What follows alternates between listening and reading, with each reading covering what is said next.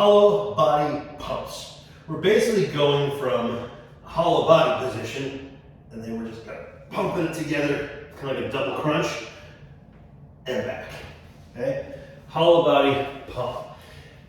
So we've got a hollow body video. We go deep into the hollow body. This is just taking it up a notch by adding a little bit of a dynamic component.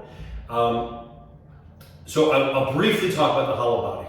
The most important thing being that the lower back is touching the ground the entire time, right?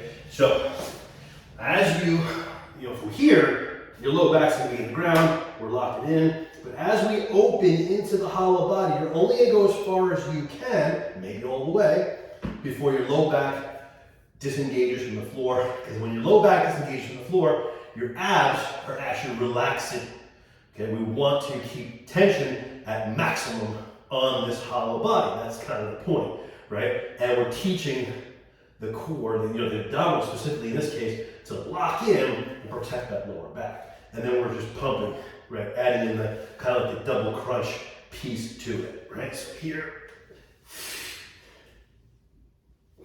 Now, in some cases, depending on how you look at this, there's two ways to look at this exercise.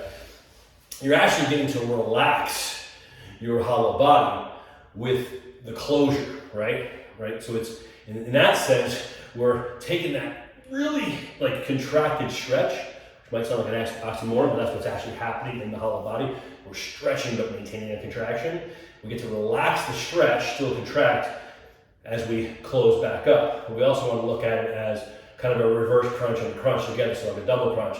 So there's a lot happening in there. It looks pretty straightforward, pretty simple. My advice to you is just to take it slow, number one, because we're not trying to pump these fast, but also just mentally take it slow and make sure we're feeling what's supposed to be happening, and we're not just going through the range of motion to go through the range of motion, but are we actually feeling what we're trying to feel?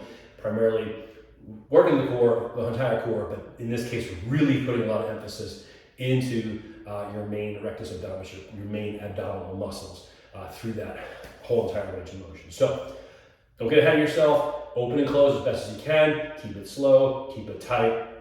Work the muscles we're trying to work.